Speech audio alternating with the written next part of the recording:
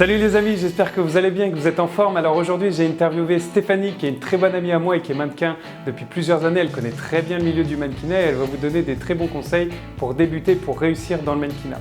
Avant de commencer cette vidéo, si toi aussi tu as envie de devenir mannequin, j'ai créé une série de 3 vidéos de formation totalement gratuites que tu peux télécharger en cliquant sur le lien juste en dessous de cette vidéo dans la description. C'est parti. Bonjour à tous. Alors aujourd'hui, je suis avec Stéphanie.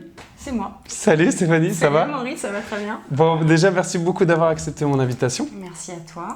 Ce que je te propose, c'est déjà de te présenter, d'expliquer qui tu es et puis d'où tu viens. Alors, je m'appelle Stéphanie, je viens de la région parisienne et j'habite toujours à Paris, même si avec le boulot, je suis amenée à voyager un peu partout. D'accord. Ça fait combien de temps déjà que tu fais du mannequinat alors? J'ai fait mon premier job, j'avais 12 ans. D'accord, oui. Voilà, t'avais 12 ans, ouais, je savais pas. J'avais 12 ans quand j'ai fait mon premier job, mais je pensais pas du tout en fait en faire mon métier, ça restait vraiment un loisir. Et puis mon père il me disait toujours de me concentrer sur mes études. Donc j'ai fait une Hippocagne, une licence en infocom. J'ai eu un job tout de suite. Et je me disais, ouais, je suis là jusqu'à mes 60 ans. Moi, le CDI, ça me faisait complètement flipper. J'aime tellement voyager, bouger et tout. Et c'est vrai qu'il restait toujours le mannequinat à côté, que je faisais un petit peu comme ça en loisir. Et du coup, je me suis dit, si je tentais à plein temps, voilà, ça marche. Alors, est-ce que tu peux revenir du coup un petit peu dans le détail quand tu as commencé? C'était quoi tes premières étapes, par quoi tu es passé, etc. Tes premières photos, c'est quoi exactement que tu as fait en tout premier? En tout premier, alors j'ai fait un test. J'ai trouvé une agence à Paris. Ouais. Mon père vraiment m'encadrait pour les castings, tout ça.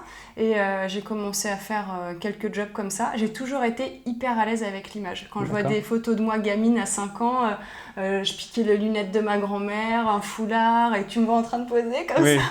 Tu vois, donc, t'aimais bien faire ta petite princesse. Ma petite pin-up, voilà. Et en fait, je sais pas, c'est venu comme ça naturellement.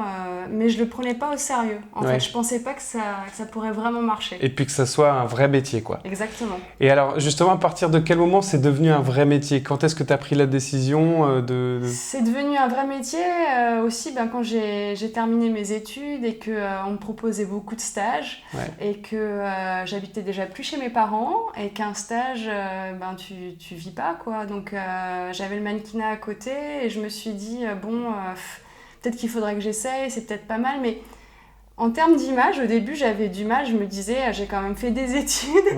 On va me prendre pour la courge qui fait des photos. Et en fait, en évoluant dans ce milieu, je me suis rendu compte que, non, justement, les clichés, ils peuvent être complètement cassés parce qu'on rencontre tellement de gens intéressants et plein de gens avec des parcours différents. Et c'est ça qui est super.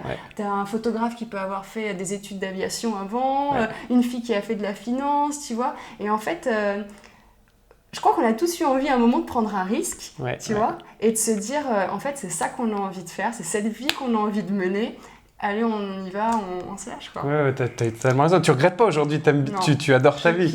Et puis en plus de ça, t'es une des filles qui bosse super bien aussi à Paris, en France, donc voilà, t'as eu totalement raison au final, donc c'est génial. Ouais, et puis en fait, c'est vrai que dans le mannequinat, on se dit des fois, je suis pas assez maigre, ou je suis trop ci, ou je suis trop ça.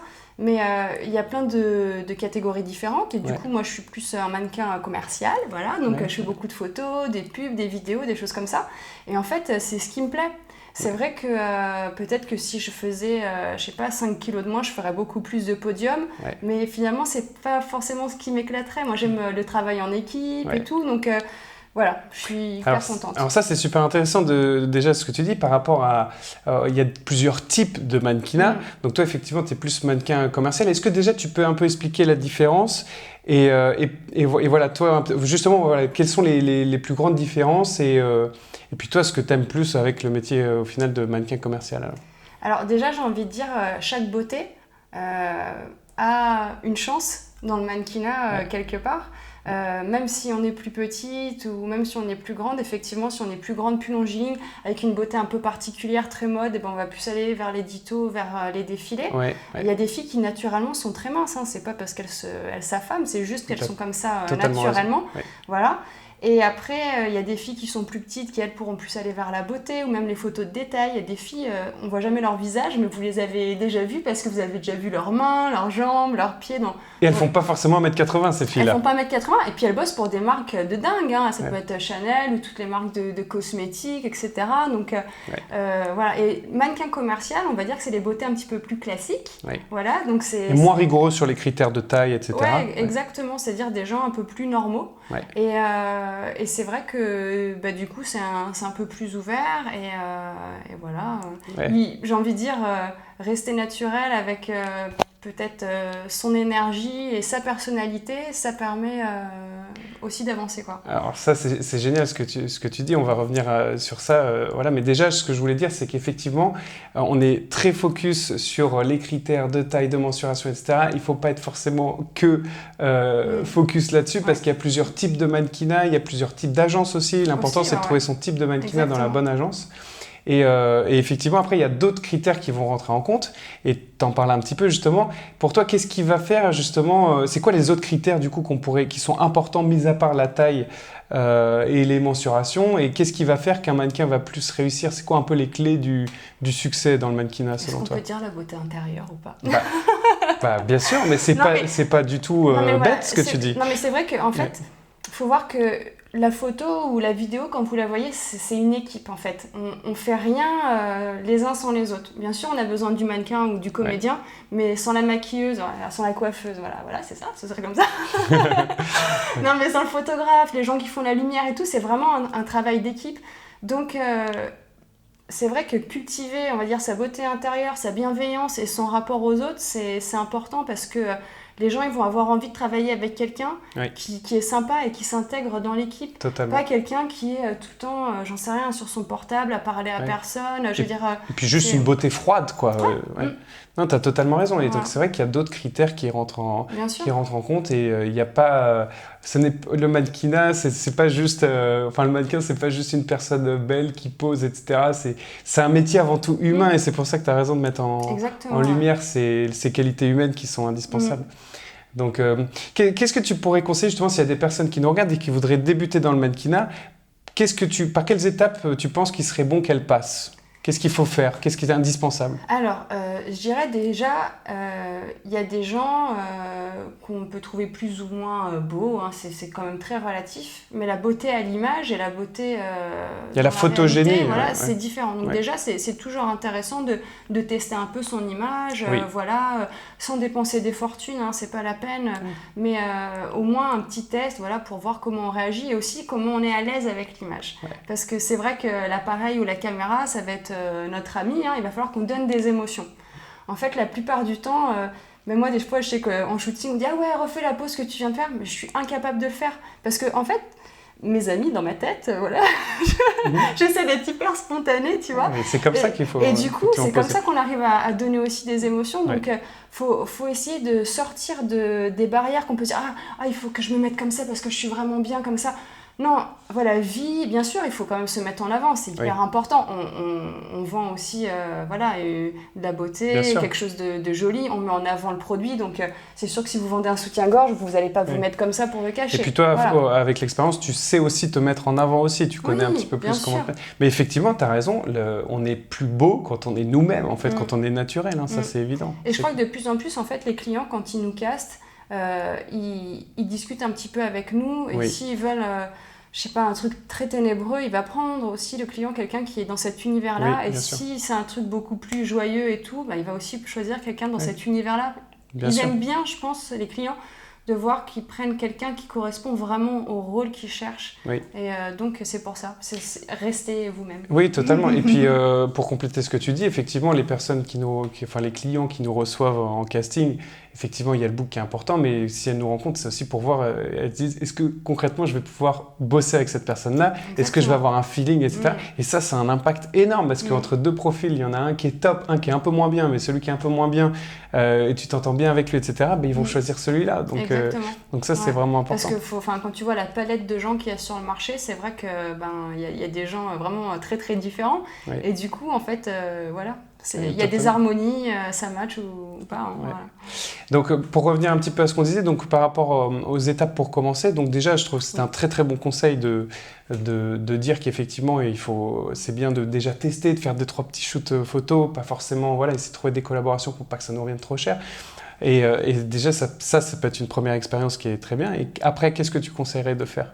Après, moi, ce que je conseillerais, c'est d'être conseillé, justement. Ouais. Voilà, d'avoir quelqu'un, par exemple, qui est dans le milieu, comme toi, tu vois. Voilà. Non, mais c'est vrai, quelqu'un qui a de l'expérience, on a quand même la chance d'avoir pas mal de jobs et on connaît aussi pas mal de monde. Et tu sais, comme on disait tout à l'heure, il y a différentes agences et selon le profil, tu vas orienter la personne vers la bonne agence, vers le bon booker, tu vois. Il y a des gens qui vont avoir besoin d'un booker un peu dur parce qu'ils vont avoir besoin d'être motivés, puis il y a des gens qui vont avoir besoin d'un peu plus de douceur, d'être un peu plus materné ou quoi. Et ça, c'est hyper important parce que si on est entre les mauvaises mains, on peut se sentir...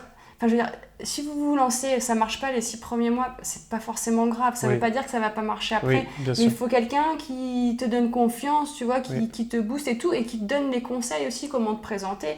C'est tellement important quand on t'arrive à un casting, tu as juste quelques minutes. Hein.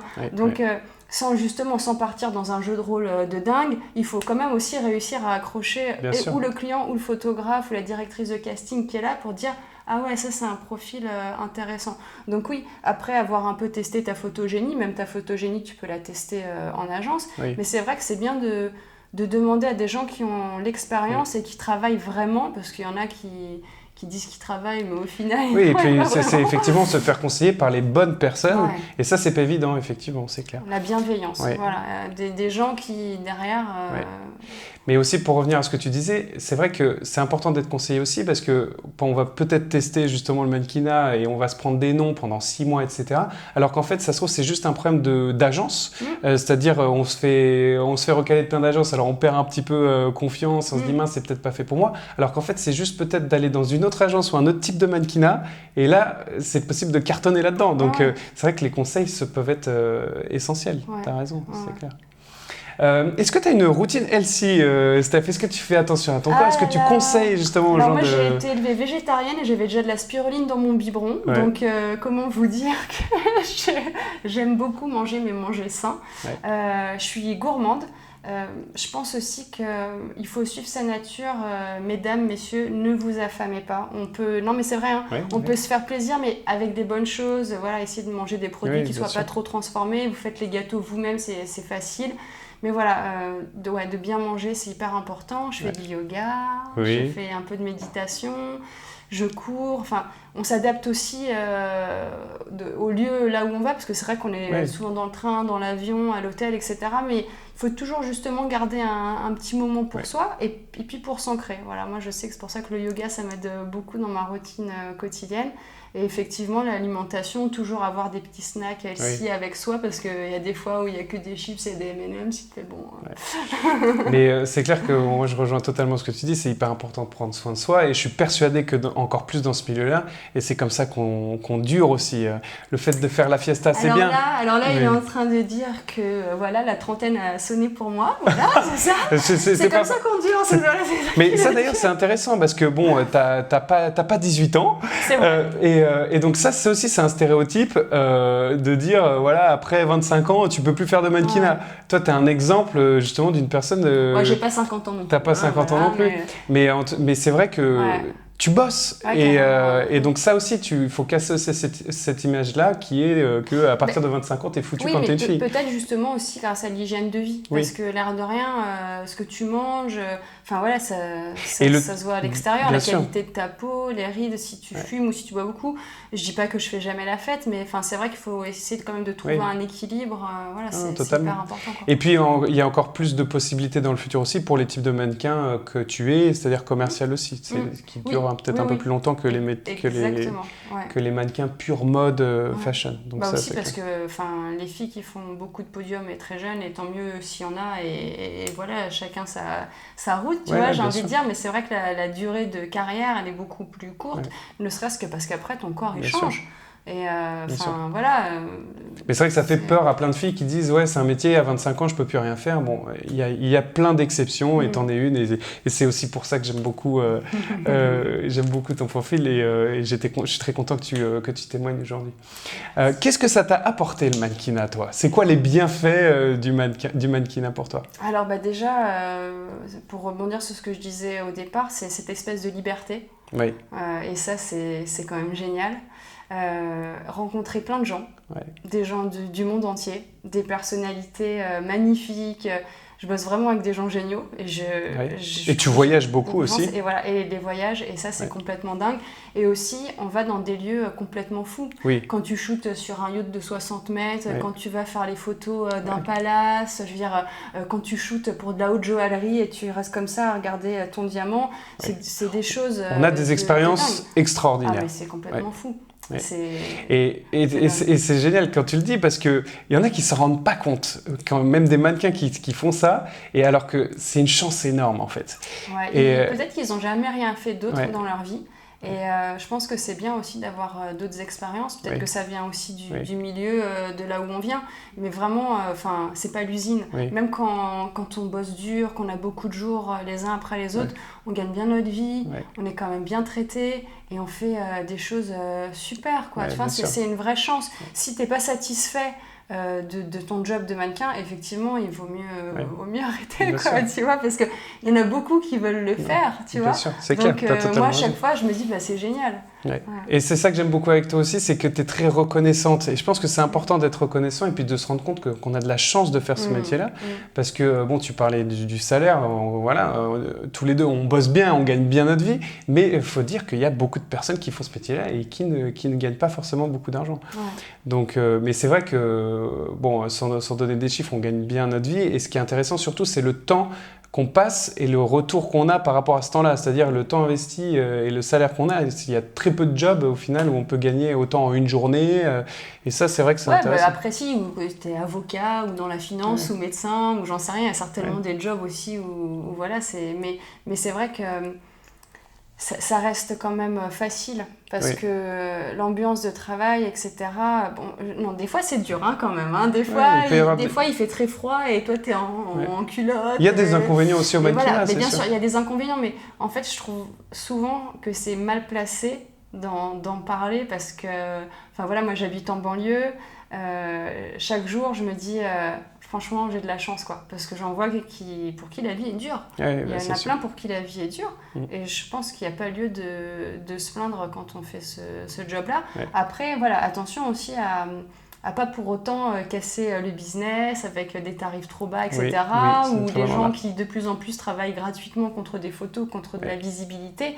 Bon, si c'est ton job, tu dois avoir un salaire en échange. Sinon, c'est pas logique. Et c'est ça aussi qu'on apprend avec l'expérience et que toi, tu fais très bien. Et c'est de savoir se vendre, négocier, pas accepter n'importe quoi non plus. Et ça, c'est vachement important aussi. Sinon, en fait, j'ai envie de dire, tu te coupes l'herbe sous le pied, quoi. Si on te propose un tarif tant et que tu dis, après, divisé par 3, ah bah oui, je le fais quand même. Comment tes autres clients, ils vont continuer à te payer tant si toi, tu bosses pour l'autre à 3 fois moins cher? Tu vois, c'est pas cohérent. Non, c'est pas du tout cohérent. Voilà. Et c'est pas rendre service à la profession d'une manière générale, de toute façon. Super, Steph. Merci beaucoup pour tous tes petits conseils. Juste pour conclure, là, s'il y avait une personne qui nous regarde et qui veut devenir mannequin, si tu avais un conseil ou un message à transmettre, qu'est-ce que tu dirais à cette personne? De rester naturel, de rester soi-même, de se faire confiance et de profiter de la vie. Voilà. Super, merci beaucoup pour ces belles paroles. Merci à vous d'avoir regardé cette vidéo. Merci encore Steph d'avoir accepté cette invitation. Et puis je vous dis à très bientôt. Ciao. Salut. Voilà, j'espère que tu as kiffé cette vidéo et que tu as appris plein de choses. Alors n'hésite pas à liker, à partager cette vidéo. Aussi, abonne-toi à cette chaîne YouTube si tu veux voir d'autres vidéos, d'autres interviews sur le mannequinat. N'oublie pas, il y en a toutes les semaines.